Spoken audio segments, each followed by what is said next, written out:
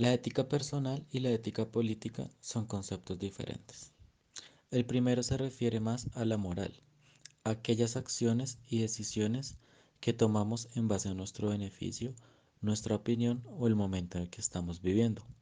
Por otro lado, la ética política hace referencia a la conducta humana dirigida hacia los otros, hacia la sociedad y hacia las instituciones, con el fin de convencer o ser convencido. En la ética personal, la conciencia es quien se encarga de juzgar las acciones. Es un juicio de nosotros para nosotros. No interviene ni la ley ni la opinión de los demás. Según la ética personal, las acciones son malas solamente cuando la naturaleza humana se resiente por estas y sale a flote el remordimiento.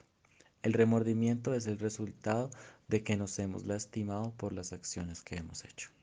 Por otro lado, en la ética política es la ley y el Estado quienes se encargan de dictaminar qué está bien o qué está mal, ya que la ética política se refiere más a nuestra relación con las personas y con las instituciones. El concepto de libertad es diferente en ambos casos. Primero, en el terreno de lo ético, la libertad se resuelve más por las acciones, mientras que en el terreno de lo político se trata más de las instituciones y las leyes. La relación entre ética, política y violencia se puede ver reflejada en un experimento que se puso a prueba tiempo después de la Segunda Guerra Mundial, donde tuvieron lugar los ya conocidos juicios de Nuremberg, los cuales fueron los juicios que los ganadores de la Segunda Guerra Mundial hicieron a los miembros de los nazis. Así solo hayan tenido poca participación y responsabilidad en los actos cometidos, ya sean asesinatos y o genocidios, siendo así juzgados en la ciudad de Nuremberg, donde la mayoría de estas personas nazis fueron declaradas culpables y siendo así condenadas a pena de muerte. Durante los juicios, muchos de los procesados se excusaban en la misma razón para los actos cometidos por estas personas.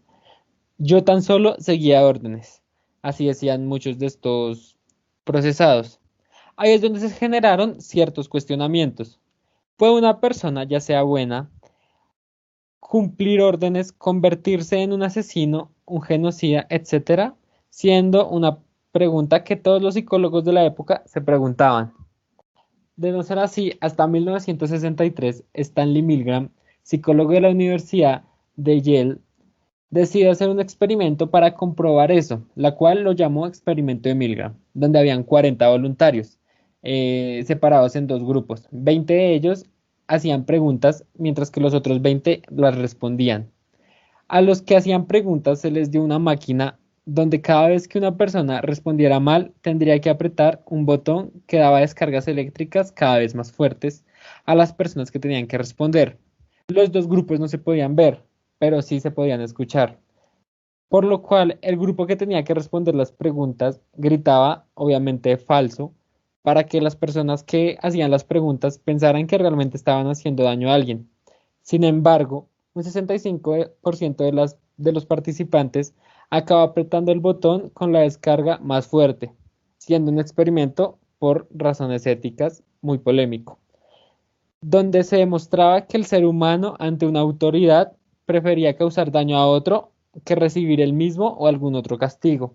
Es decir, estaban preparados para dañar a los demás mientras a nosotros mismos no nos pasara nada.